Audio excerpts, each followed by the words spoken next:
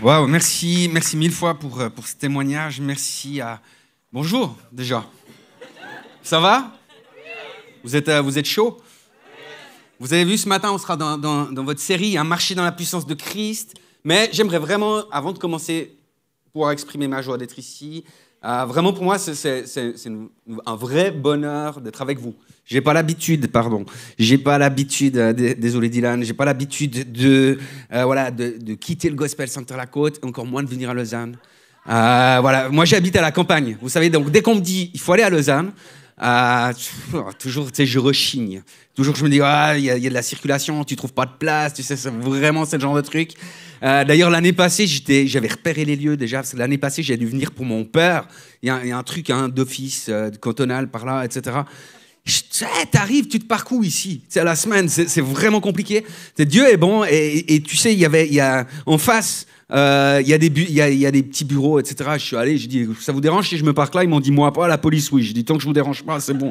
Tu sais, et Dieu était bon, je me suis pas fait coller. Mais ce matin, j'ai de la joie. En plus, c'est le jour du Seigneur, donc il y a des places de parc. Donc c'est un temps glorieux, n'est-ce pas? Et voilà, donc moi, je suis très heureux d'être là, parce qu'en plus, je pense que la dernière fois que je suis venu au Gospel Center de Lausanne, c'était avant qu'on implante sur la côte. C'était donc au D-Club, donc ça fait un siècle. Et puis, j'aime voir ce que vous publiez sur les réseaux. Les réseaux, j'ai écrit des roseaux. Les réseaux, donc en tout cas, bravo. Et puis, j'aime parce que vous savez, à chaque fois que j'entends parler de vous, c'est pour un bon témoignage. C'est vrai, on se donne des nouvelles dans les intergospels et je suis toujours réjoui d'entendre ce que vous vivez ici. Donc c'est un privilège pour moi d'être là. Merci de votre amitié, merci aussi Pasteur Claire-Lise pour l'invitation, au conseil aussi pour la confiance. Je vais tâcher d'en être digne ce matin. Ça va? Yes, pour ceux qui prendraient le train en route, les nouveaux, ceux qui sont en visite pour la première fois ici. Donc tous les 15 jours, vous avez une Bible class où vous traitez des dons spirituels.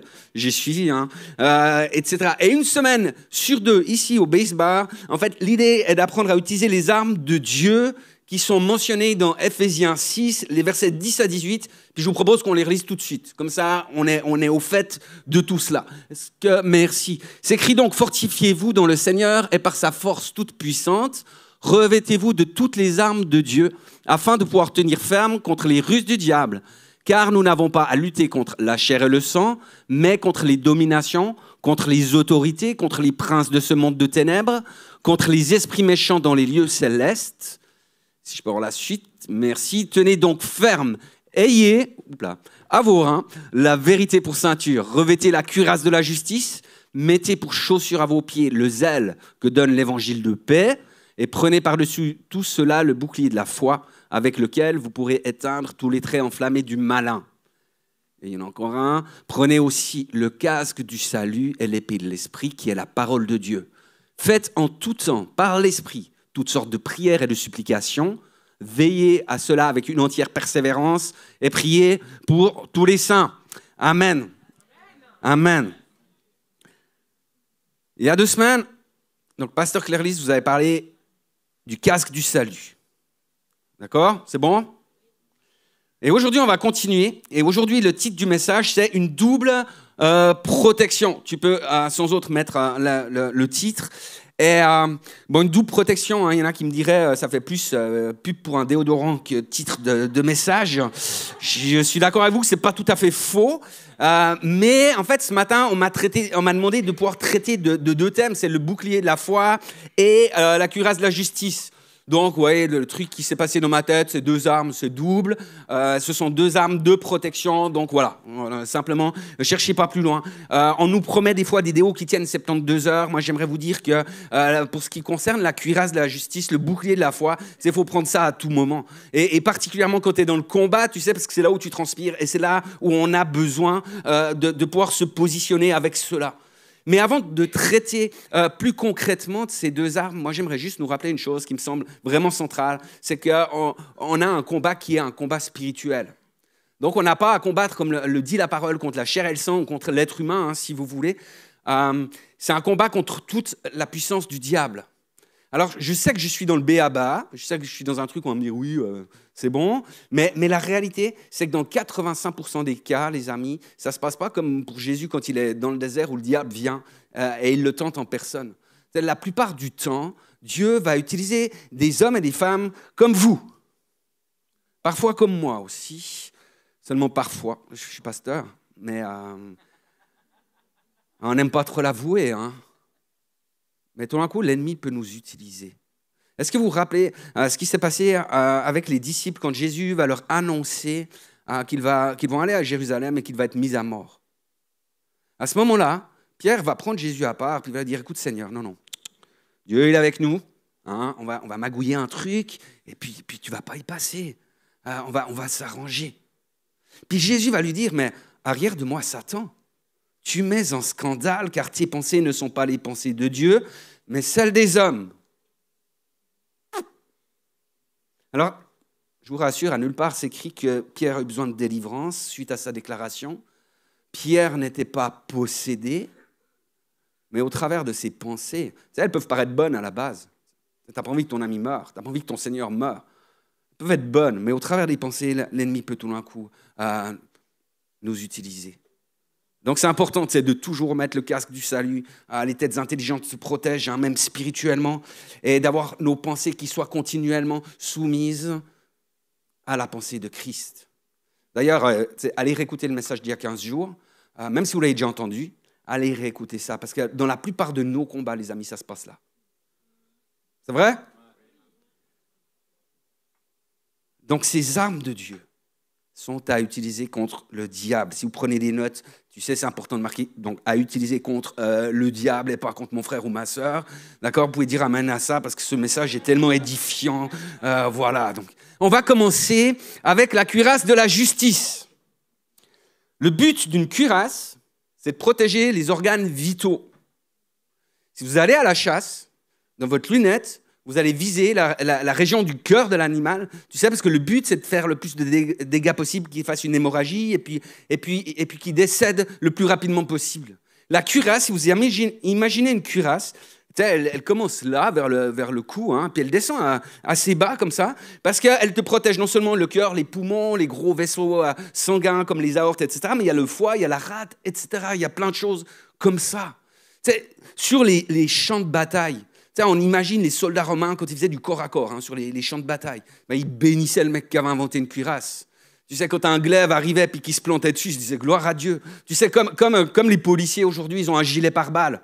Hein, on comprend ça, ça protège vraiment les organes vitaux, mais au niveau spirituel, c'est pareil. Donc c'est dangereux de sortir sans cette cuirasse. C'est dangereux d'affronter l'ennemi sans cette cuirasse, parce que, tu sais, la cuirasse, elle est d'une importance capitale. Il y a un enjeu. Dans Proverbe 4, 23, et on peut l'afficher s'il vous plaît, il est écrit « Garde ton cœur plus que toute autre chose, car de lui jaillissent les sources de la vie. » Tu sais, donc la cuirasse, elle va protéger ton cœur, et particulièrement quand nous sommes face à des injustices. Particulièrement. On appelle ça la cuirasse de la justice. C'est bien parce que dans ces moments-là, dans les moments injustes, c'est là où on a besoin de se revêtir de cette cuirasse. C'est là où on a besoin de protéger notre cœur. C'est là où on a besoin d'avoir ce réflexe-là pour se protéger. Je ne sais pas pour vous, mais moi, quand je subis une injustice, ma chair, vous savez ce qu'elle réclame? Non, la vengeance. J'aurais bien voulu vous dire qu'elle réclame la justice, tu sais. La réalité, c'est qu'elle réclame la vengeance, tu sais. Moi, j'ai quand même envie que l'autre, il souffre un petit peu. Non, c'est pas vrai, je suis chrétien. Moi, j'aurais bien vouloir vous le dire ce matin, je suis chrétien, donc bien évidemment que lorsque je vis une injustice, je veille à pouvoir répondre au mal qu'on m'a fait par le bien. Alléluia. Mais la réalité, c'est que ma chair, c'est dans ces moments-là, moi je suis chrétien, donc je ne veux pas qu'il souffre. Un petit peu quand même. Ça. Donc là, on parle de la réaction de la chair, hein, vous comprenez bien. Tu sais, c'est la partie de nous-mêmes qu'il faut savoir de temps en temps mettre un clou. Tu sais, parce qu'on doit crucifier notre chair. Mais parce que notre chair, tu sais, la morale humaine, la loi humaine, la pensée humaine, c'est que quand quelqu'un fait une faute, il doit payer. C'est une règle, c'est une loi. Tu sais, toute action mérite une réaction. Toute injustice mérite une sanction. Mais là, on parle d'armes de Dieu. D'armes que Dieu met à notre disposition. Et donc, la justice de Dieu, ce n'est pas tout à fait la même. Vous êtes d'accord avec ça?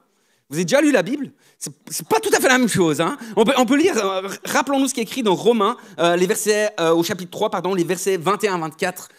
Magnifique, il dégaine plus vite que son ombre. Maintenant, la justice de Dieu dont témoignent la loi et les prophètes a été manifestée indépendamment de la loi. C'est la justice de Dieu par la foi en Jésus-Christ pour tous ceux qui croient. Il n'y a pas de différence. Tous sont péchés, sont privés de la gloire de Dieu et ils sont gratuitement déclarés justes par sa grâce, par le moyen de la libération qui se trouve en Jésus-Christ. En fait, se revêtir de la cuirasse de la justice de Dieu va permettre de garder nos cœurs, va permettre de protéger nos cœurs dans la foi à notre Seigneur Jésus-Christ. Et ça va se manifester par le pardon et la grâce envers les autres. On a entendu une parole tout à l'heure là-dessus, sur le non-pardon. Je crois que le Seigneur veut nous parler ce matin. Parce qu'on doit comprendre une chose, on n'aura pas le pardon du Seigneur si nous ne pardonnons pas à nos frères et à nos sœurs. C'est à la suite de la prière du Notre Père qu'on peut apprendre ça. Hein. On doit pardonner à ceux qui nous ont offensés et qui ont été injustes à notre égard. En fait, on doit comprendre une chose, le non-pardon, ça veut dire premièrement qu'on choisit nous-mêmes de vivre, non pas en fonction de la grâce, en fonction du mal qui nous a été fait, en fonction de l'injustice qui nous a été faite. Donc, c'est-à-dire qu'on choisit de rester lié au péché plutôt que de pouvoir aller en fonction de la grâce. Il y a une deuxième chose. Je ne sais pas, est-ce que vous savez que tout ce qu'on lit sur la terre sera délié dans les cieux? Lié dans les cieux, pardon. Vous savez ça? Donc, vous savez aussi que donc, tout ce qu'on délie sera délié. Et sur ce principe, en toute logique, lorsque je ne pardonne pas à quelqu'un, ça veut dire, je suis désolé, j'ai le bras qui baisse, ça veut dire que je le lie à la faute qu'il a commise, que je choisis qu'il reste coupable, que je le condamne sur terre. Et ça veut dire que dans les cieux, je le condamne aussi. Je le condamne à une damnation éternelle. Oh non, frère, tu ne peux pas dire ça. Ça ne se passe pas comme ça, ce n'est pas possible. Qu'est-ce que nous dit la Bible? Elle dit que jour et nuit, Satan se présente devant le trône de Dieu pour accuser les frères. Moi, j'ai une petite question à vous poser. Comment se fait-il que Satan puisse faire cela alors que la parole nous enseigne qu'il a été chassé de la présence de Dieu? Il était chassé sur terre, il était exclu de la présence de Dieu. En fait, moi, je crois qu'à chaque fois que nous ne pardonnons pas, que nous lions une personne à son offense, c'est comme si nous agissions en tant que procureur pour plaider contre quelqu'un devant le trône de Dieu. On va réclamer la condamnation de nos frères et nos sœurs. Et en fait, c'est nous qui devenons celui qui porte l'accusation. Heureusement que la justice de Dieu, elle n'est pas au même niveau que nous. Hein. C'est gloire à Dieu. Et c'est important. Parce que Dieu est un Dieu de miséricorde. Dieu est un Dieu de faveur. Dieu est un Dieu de grâce. Et une grâce qui est juste extraordinaire à notre égard. En tout cas, moi, je peux en témoigner à chaque jour. Mais ça veut dire que ce qui va découler de ma vie lorsque je porte la cuirasse de la justice, c'est de la grâce, c'est de la miséricorde, c'est de la faveur. Alors, je sais bien, l'injustice, soit quand on en subit vraiment une ou que tu as l'impression de la subir, c'est vraiment quelque chose de douloureux. Mais vous vous rappelez que Jésus-Christ était la vérité. Et pourtant, on l'a accusé par des mensonges pour le condamner, pour le mettre à mort. Et alors qu'il était en train de vivre une réelle injustice, que ses mains, ses pieds le faisaient affreusement souffrir. Vous savez, à peine tu te relâches, ça tire, ça brûle les clous, tu les sens. Il portait le péché du monde, tout son corps était en agonie. Et pourtant, il déclare à ce moment-là, « Père, pardonne pardonne-leur. Père, pardonne-leur. Et la réalité, les amis, c'est dès que je veux vivre en fonction de ma propre justice. Ça veut dire quoi? Ça veut dire qu'en gros, j'enlève la cuirasse de la justice de Dieu et que je vais exposer mon cœur aux flèches de l'ennemi. Je vais exposer mon cœur aux dégâts que peut faire l'ennemi. Et donc, je crois qu'il est bon de pouvoir accrocher notre cuirasse. Quelqu'un devrait dire Amen. Yes. Et puis puisqu'on est entre nous, moi je suis de bonne humeur, dimanche matin, Lausanne, tout va bien, j'ai l'impression d'être un citadin, donc c'est excellent. J'aimerais vous donner un petit conseil, c'est gratuit, c'est pour moi, ça fait plaisir. La vérité, c'est que je crois qu'on peut porter la cuirasse de la justice de manière préventive. Et comment on fait ça? C'est-à-dire qu'on prend une position où on dit « Je choisis de pardonner à mes frères et mes sœurs avant même qu'ils m'aient offensé. » Et vous savez, la réalité, c'est que moi, j'ai appris ça il y a quelques années. J'ai décidé de le faire assez régulièrement. Et la vérité, c'est qu'il y a des fois, quand tu subis quelque chose, c'est compliqué. Mais vu que tu as pris une décision devant le Seigneur, le Saint-Esprit il vient, commence à dire « Hey, c'est pas toi qui dis qu'il faut pardonner avant qu'on t'ait offensé. » Là, c'est l'occasion, hein. Et c'est efficace, les amis. Je vous promets que c'est efficace. Et on va de gloire en gloire avec le Seigneur. Et heureusement, on n'est pas livré à notre chair. Hein. On peut aller par l'Esprit. Alléluia. On va continuer avec la seconde arme qui est le bouclier de la foi. Donc, on a lu ça au verset 16 de Éphésiens 6. On peut le remettre juste où il est écrit « Prenez par-dessus tout cela le bouclier de la foi avec lequel vous pourrez éteindre tous les traits enflammés du malin. » Alors, si on reprend un peu le listing de Paul dans cet épître aux Éphésiens, il dit qu'on doit premièrement se ceindre de la cuirasse de la vérité. Ensuite, on se revêt de la cuirasse de la justice. On met les chaussures du zèle que donne l'Évangile. Et après cela, par-dessus cela, il ne faut pas oublier, c'est de pouvoir avoir ce bouclier de la foi. Parce que sans la foi, on ne va pas pouvoir plaire à Dieu. Oh, je mets le feu ce matin. Le rôle du bouclier de la foi, c'est de faire rempart aux flèches de Satan. Alors ça, c'est son rôle, sa fonction. Et pour illustrer mon propos, vous savez, je crois qu'une image vaut mieux souvent que 1000 mots. Et j'aimerais vous faire visionner un extrait du film de Braveheart qui est sorti en 1995. Et moi, j'aime ce film, tu sais. Je pense qu'il est dans mon top 3 du numéro 1. Tu sais, c'est pas du tout un film woke, c'est plein de testostérone, etc. Moi, ça me plaît. Et j'aimerais pouvoir juste dire, avant de projeter les images, pour les âmes les plus sensibles, hein, c'est un film de Mel Gibson. Donc, il y a du sang, il y a des trucs comme ça. Mais j'aimerais juste vous rappeler. Donc, si c'est trop violent, baissez les yeux, tournez la tête. Mais c'est pas vrai. Donc, c'est des acteurs. C'est à la fin, après la scène. Même ceux qui sont morts, ils ont été boire un café. D'accord? Donc, tout va bien. Tout le monde s'en est sorti. Donc, c'est du cinéma, c'est Hollywood. On ne s'inquiète pas, mais c'est une bonne illustration. Est-ce qu'on peut lancer la vidéo, s'il vous plaît?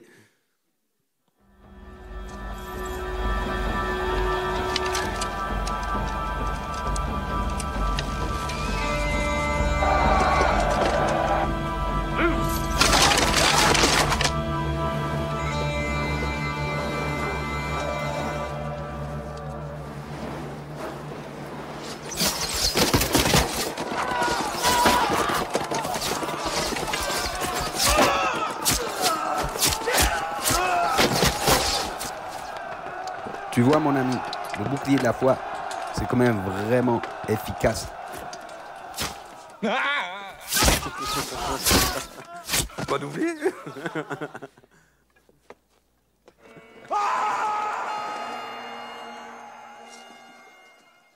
C'était pas doublé, hein. C'était l'original, le premier. En fait, il fallait que ça soit juste assez gros pour qu'on voie que c'était faux, tout ça. Mais voilà, c'est comme ça que c'est bon. Mais je trouve juste cette vidéo, elle illustre bien, en fait, la violence que c'est quand l'ennemi envoie des flèches. Et je trouve qu'il y a une réalité qui est là. Et à mon avis, moi, je trouve que leurs boucliers, ils sont un petit peu trop petits à mon goût. Hein, ce sont un petit peu des boucliers innés, je sais pas comment on dit, des bouclinettes ou je sais pas quoi. Moi, j'aime pas trop. Surtout que nous, tu sais, dans notre tête, on a quand même cette tendance à se dire que si notre foi est trop petite, ça va être compliqué en face des flèches de l'ennemi. Et ça, les amis, c'est en fait une réalité que Satan aimerait te faire croire, mais la parole de Dieu nous dit que nous avons ce bouclier. Et en grec, le mot bouclier, c'est le mot turéos, et il désigne un bouclier large avec 4 coins. Donc ça n'a rien à voir avec les plats à tarte que vous avez vus là tout à l'heure. Ce mot turéos, il trouve sa racine dans le mot tura, qui signifie porte. Donc, dans une armée, tu sais que ce soit au temps des Romains, que ce soit ou maintenant. Par exemple, nous, on a un jeune à l'église, c'est un jeune qui est extraordinaire, qui fait son école de recrue. Il s'appelle David. Sa maman est dans cette salle, son frère est dans cette salle. Tu sais, c'est pour ça que je dis qu'il est extraordinaire. Non, je le dis aussi à d'autres moments. Mais vous savez qu'il était incorporé à l'école de recrue. Et ce que j'ai entendu, il n'a pas eu besoin de se rendre dans une armurerie pour essayer de trouver ou choisir l'arme qu'il va avoir. Il ne s'est pas dit, oh, ce matin, peut-être, je vais prendre plutôt un AK-47, tu sais, ou un truc comme ça, tu sais. En fait, ce qui se passe, c'est que dans tout pays, dans tout royaume, en fait, c'est l'armée qui va te fournir tes armes. Et là, on parle des armes de Dieu. Qu'est-ce que ça veut dire? C'est-à-dire que le bouclier de la foi, qui est aussi large qu'une porte, c'est Dieu qui te le donne. Donc, tu sais, on doit arrêter de se dire « ma foi, elle est trop petite ». Non, tu as reçu un bouclier de la foi, tu as reçu le même que tout le monde, tu sais. Donc, ce qu'on doit, nous, c'est s'exercer à le manier. C'est sûr. Ce qu'on doit, c'est s'habituer, tu sais, à pouvoir oser être avec ce bouclier-là. Mais il est là, c'est une porte. C'est une porte de grange que tu as devant toi. C'est pas une petite foi. Et même si tu avais une petite foi, ça suffit à faire bouger des montagnes. Mais là, tu as un truc qui est énorme. Donc non seulement tu fais bouger le Cervin, mais toute la chaîne des Alpes. Tu sais, ça suffit. Tu as une foi qui est extraordinaire. Et vraiment parce qu'elle est placée en Dieu. Et c'est ça qui est extraordinaire avec ça. Et il y a une chose qui est importante dans le texte qu'on a lu, c'est que, vous savez, il est dit que l'ennemi n'est pas en train de tirer de simples flèches. Il tire des flèches qui sont enflammées. C'est une flèche simple, finalement, elle va faire du dégât sur celui qu'elle touche. Une flèche qui est enflammée, en fait, elle va faire du dégât au-delà. Elle va vraiment détruire quelque chose. Et j'aimerais nous rendre attentifs sur une chose. C'est que les murmures, c'est que les bavardages, c'est que les commérages, ils ont une puissance destructrice. On peut détruire une réputation en lançant une rumeur. Aujourd'hui, avec l'IA, tu sais, on peut faire des montages de fous, etc. Et on peut faire du mal. On peut détruire des gens avec ça. Et vous savez comment c'est compliqué de rattraper un truc quand ça a été dit, quand ça a été déclaré. Vous avez déjà vu ça, n'est-ce pas? Puis la réalité, c'est que tu as toujours un gars qui vient de dire « Oui, mais il n'y a pas de fumée sans feu. »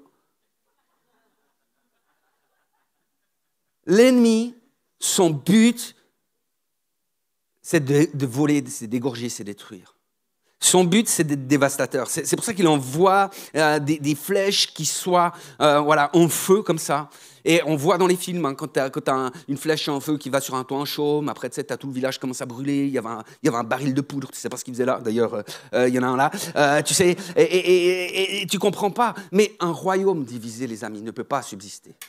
Une maison divisée ne peut pas subsister. Une église divisée ne pourra pas subsister. Mais lorsque le peuple de Dieu se tient dans l'unité de l'esprit, qu'ils ont pris dans leurs mains, c'est la porte de la foi. C'est quand tu es sous le feu de l'ennemi, ça ne va pas bouger. Et même si les flèches sont enflammées, c'est la capacité de se bouclier. Parce qu'il est établi dans le sang de l'agneau. Il va éteindre tous les traits enflammés de l'ennemi. Et tu sais, et c'est là où il y a de la gloire de Dieu, parce que le sang est un tout. Le bouclier est un tout. N'hésitez pas à dire Amen. Le bouclier, vous savez, c'est une arme de protection. Je l'ai dit, le but, c'est de nous protéger. Cependant, j'aimerais nous dire aussi que le bouclier est également une arme offensive. Quand tu tiens ton bouclier dans la main, tu as ton épée de l'autre, tu peux avancer dans le combat. Vous avez déjà vu en France, hein, quand il y a une manifestation, tu as les étudiants qui sont là, CRS. Et là, tu as les CRS qui arrivent, ils ont leur bouclier, leur matraque, ils y vont, et il y a la foule qui est là, et ils avancent, et ils font une percée. Et la foi nous permet de faire des percées. Et j'aimerais finir avec cela ce matin. Je crois que nous ne sommes pas appelés à nous retrancher. On n'est pas appelés à être sur la défensive face au diable. Vous connaissez l'histoire de David et Goliath. Vous êtes d'accord que David, il ne s'est pas caché. C'était pas un steak caché.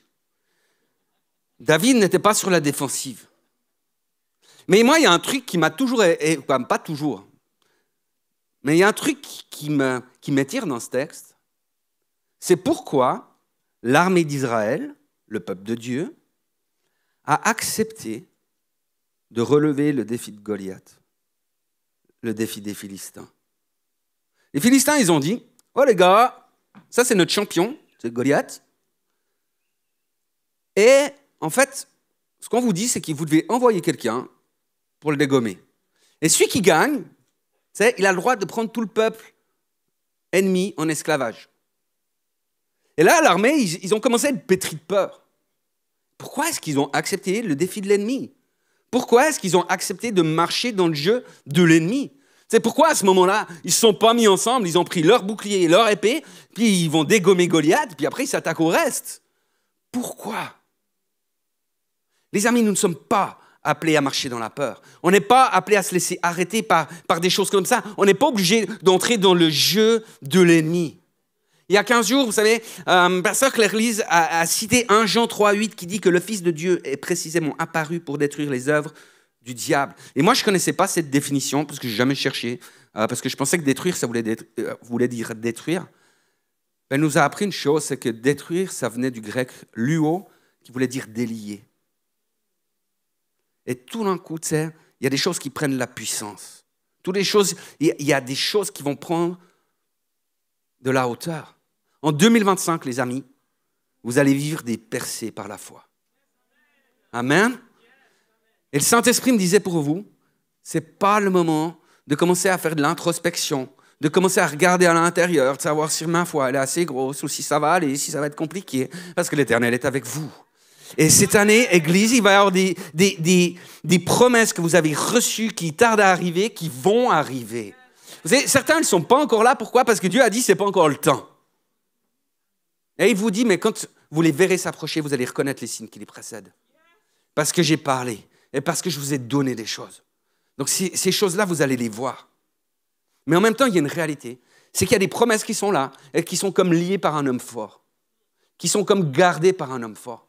Et je crois que la parole nous encourage à dire, à un moment, il faut lier cet homme fort pour pouvoir les piller ses biens. En fait, c'est pour pouvoir aller reprendre les biens qui t'appartiennent, pour pouvoir aller reprendre les promesses qui nous appartiennent. Et je crois ce matin, les amis, qu'il est temps d'avoir de l'audace, parce que nous avons été revêtus d'autorité, parce que nous avons reçu toutes les armes de la part de Dieu pour entrer dans la victoire pleine qui est déjà manifestée en Christ. Et j'aimerais vraiment vous encourager. Je voyais dans mon esprit qu'il y avait plusieurs qui étaient comme Gédéon, vous savez, qui avaient reçu des promesses. Gédéon, il avait reçu cette promesse, tu vas être le libérateur d'Israël, salut, vaillant héros. Et qu'est-ce qu'il va faire Gédéon? Il va réagir, tu sais, par rapport à ce qu'il est, par rapport à sa situation. Il va dire, oh, mais Seigneur, je suis le plus petit de ma famille. Ma famille, elle est la plus petite de la tribu, et la tribu est même la plus petite des 12 tribus, tu sais. J'ai rien pour moi. L'Éternel, il a dit, t'as rien pour toi, je suis là, moi. Église, l'Éternel est là. Il y a sa présence ici. Il y a une onction ici. Il y a des promesses qui sont là pour vous. Et vous savez, quand est-ce que, en fait, Gédéon a pu rentrer pleinement dans son appel, dans son ministère, dans ce que Dieu lui avait confié, c'est-à-dire qu'il a pu hériter vraiment des promesses? Au moment où il a commencé à aller renverser les idoles qui étaient dans la maison de son père. Ça veut dire dans sa maison. Et vous savez, pour toute église, l'église, elle est une. On a une famille, elle est une. Mais dans cette famille, il y a des petites cellules. Et parfois, dans nos propres familles organiques, on vit sous des héritages. On vit dans des mensonges, parce qu'on a toujours cru que c'était comme ça. On est très fort dans l'église pour ça. Hein. Ah, moi, j'ai toujours cru que c'était comme ça. Mais c'est pas dans la Bible, mais tu sais, j'ai toujours cru. Et ce matin, le Seigneur veut te délier de ça. Ce matin, le Seigneur te dit, mais c'est à toi de prendre mon autorité, de prendre une position pour dire non, moi, je vais renverser ces idoles-là. Je refuse d'avancer encore avec ces idoles-là. Et je vais rentrer dans ce que Dieu a pour moi. Et je crois que c'est vraiment trop important. Est-ce que vous êtes d'accord simplement? Je pense qu'on peut être simple. J'ai entendu ce matin qu'il fallait qu'on soit simple. Je suis d'accord avec ça. Il faut qu'on soit simple. Dieu est tout-puissant. Nous, soyons simples. Ayons la foi, cette foi, c'est des enfants qui peuvent sauter dans les bras de leur papa ou comme ça en pensant qu'il va de toute façon les rattraper. Et Dieu, il va te rattraper. Et est-ce qu'on peut simplement prendre une position de foi? Moi, j'ai envie de la prendre, cette position de foi. J'ai envie de me cacher derrière mon bouclier. Parce que je sais qu'à ce moment-là, il n'y a rien qui pourra m'atteindre. Et je sais qu'à ce moment-là, je vais pouvoir vivre les percées. Et c'est ça la position de foi. Est-ce qu'on peut juste se lever pour cela, les amis? Et j'aimerais juste vous demander de pouvoir fermer les yeux. Parce que je voyais aussi ce matin, vraiment dans mon esprit, que certains ont subi des injustices. Et que ces injustices, elles ont fait comme des graves brûlures dans votre cœur. Puis vous n'avez rien fait. Puis le Seigneur me disait, le pire, c'est qu'ils étaient... En plus, ils n'ont vraiment rien fait. Puis par-dessus, on vous a dit, non, mais c'est encore ta faute. On a comme rajouté une couche, etc. Puis la réalité, c'est que vous avez pardonné, mais qu'il y a eu des réelles conséquences dans votre vie. Et puis vous les subissez encore. Et j'aimerais vous dire ce matin, voilà ce que l'Éternel m'a dit de vous donner ce matin. Il veut vous dire que le soleil de sa justice s'est levé sur votre vie. Et alors que le Seigneur il est en train d'ouvrir ses ailes, vous savez, il y a une ombre qui vient, et la Bible nous dit que sous cette ombre est la guérison, et que cette guérison, elle est libérée maintenant dans le nom de Jésus. Et vous savez, moi, comme je suis pasteur, etc., j'aime bien qu'il y ait du répondant, je voulais vous demander de lever la main. Puis le Seigneur m'a dit, mais pourquoi tu veux demander à des gens de s'exposer alors que moi, je les ai placés sous l'ombre de mes ailes? Ce matin, j'aimerais juste te dire, prends cette position sous l'ombre des ailes de Christ. Mais je crois en même temps, et on l'a aussi vécu avant tout à l'heure, c'est de dire, il y a un moment où le Seigneur veut qu'on soit coopératif. Et moi, je crois que le Seigneur veut nous maintenir dans un lien de l'esprit, dans un lien de l'unité. C'est l'Église, elle a appelé à faire corps, à une armée qui fait corps. Et ce que j'aimerais vous proposer ce matin, c'est que tous, tu sais, avec celles et ceux qui disent, ben oui, je veux me sortir de cette injustice, je veux me délier de cette situation, qu'on puisse juste souffler, tu sais, pour dire, ok, ça part. Je passe à autre chose. Je peux avancer dans les projets de Dieu. Je crois que le Seigneur veut t'encourager ce matin à pouvoir te détourner de ce qui est derrière, à pouvoir laisser ce qui est derrière pour pouvoir te prolonger vers ce qu'il y a devant, à courir vers le but. Et on veut juste s'unir avec toi dans l'esprit ce matin et pouvoir proclamer la gloire de Dieu. Alors dans le nom de Jésus-Christ, on veut proclamer aux captifs la délivrance aujourd'hui. On veut se revêtir toutes et tous, non seulement de la cuirasse de la justice, mais on veut se saisir du bouclier de la foi à pleine main. Et ce matin, dans le nom puissant de Jésus-Christ, nous délions toutes les personnes qui sont prises par des mensonges de l'ennemi. Nous défaisons les pièges de l'oiseleur et nous appelons, Seigneur, à ce que ta volonté soit pleinement accomplie sur la terre comme elle est dans les cieux. Alléluia. Merci Jésus. Alléluia. Alléluia. Alléluia. N'hésite pas à laisser le Seigneur venir prendre vraiment position dans ta vie ce matin. Peut-être que, certainement que tu l'as déjà fait, certainement que tu as plusieurs fois dit au Seigneur, mais je veux me délivrer de ces choses-là. Mais ce matin, le Seigneur dit, le temps est bon, le temps est venu. Il y a comme si, alors qu'on est ensemble, tu sais, c'est comme le Seigneur disait, mais il y a des combats qui se gagnent qu'avec l'armée complète. Et j'aimerais simplement pouvoir t'inviter ce matin, pouvoir dire à Jésus, je prends cette position avec toi ce matin, Seigneur. Le Seigneur veut libérer sa justice. Et moi, j'aimerais relancer l'appel qui a été fait ce matin par rapport au non-pardon. Parce qu'il y a comme quelque chose qui emprisonne certaines personnes. Puis peut-être que dans ton âme, dans ton cœur, tu te dis, oui, mais c'est trop douloureux. Mais Jésus te dit ce matin, c'est par ma puissance que tu vas y arriver. Et si tu choisis, si tu dis, Père, je choisis de pardonner, tu peux nommer la personne. Si tu dis, je choisis de lui pardonner, alors le Seigneur va faire cette œuvre de grâce. Et il va permettre que le pardon soit vécu et incarné dans ta vie. Vous savez, il y a quelques années en arrière, j'étais pasteur de rue à Bienne. Et puis là, j'ai eu un président dans l'association dans laquelle j'ai été engagé qui m'a fait du mobbing. C'était un moment qui était vraiment compliqué. J'ai failli lâcher. Et là, il y a eu une grâce. J'ai eu le privilège de me retrouver face à l'apôtre Mamadou Karambiri. Et il m'a donné une parole. Il m'a dit, n'abandonne pas, ne lâche pas. Le Seigneur te donne la victoire. J'ai eu la victoire. Le président est parti. Et puis dans mon cœur, j'y avais pardonné. Puis bien des années plus tard, alors que j'étais... oui, parce que c'était l'année passée. J'étais, ou il y a 2 ans peut-être, je ne sais plus, mais j'étais dans mon bureau à la côte. Puis tout d'un coup, le Seigneur me disait, ouais, mais si tu le croisais dans la rue, ça se passerait comment? Est-ce que tu pourrais le saluer? C'est facile de pardonner quelqu'un qui est loin. Mais comment tu vivrais, tu sais? Parce que je t'ai chargé d'un ministère, c'est celui de la réconciliation. Comment tu le vivrais? J'étais très honnête avec Dieu. Je dis, je suis pas sûr que je le vivrais bien. Le Seigneur m'a dit, appelle-le et tu lui demandes pardon. C'est ce que j'ai fait, je l'ai appelé. Je dis, salut Sam, ça va? Tu vois, ça va bien, tout gentil. Je dis, écoute, je t'appelle pour te demander pardon. Parce que je sais que je ne t'ai pas honoré. Je sais que j'ai pu répondre avec ma chair. Je sais que je n'ai pas été toujours adéquat. Et pour ça, je te demande pardon.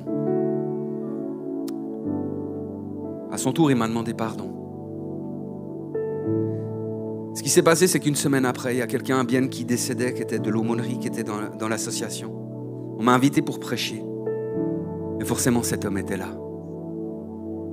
Et on a pu se prendre dans les bras. Parce que la réconciliation de Christ avait été donnée. Ce matin, on veut se positionner dans la justice du sang de Christ. Et on veut déclarer que parce que nous sommes des êtres justifiés, rendus justes par le Christ, nous allons entrer dans la victoire. Et nous allons pouvoir, par la foi, saisir toutes les promesses de Dieu.